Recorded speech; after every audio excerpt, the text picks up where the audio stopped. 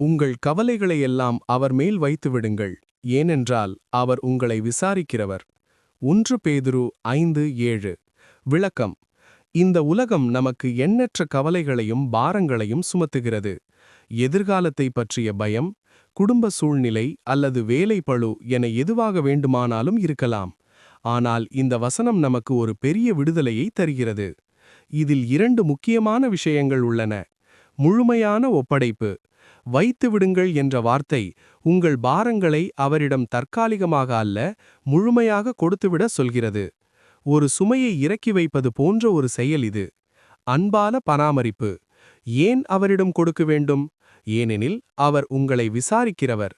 அதாவது உங்கள் வாழ்க்கையின் மிகச் சிறிய விவரங்களிலும் அவர் அக்கறை காட்டுகிறார். நீங்கள் படும் கஷ்டங்களை அவர் உணர்கிறார். எனவே நீங்கள் தனிமையில் இருப்பதாகவோ அல்லது பாரங்களை சுமக்க முடியாமல் தவிப்பதாகவோ உணரும்போது இந்த வசனத்தை நினைவுகூருங்கள்.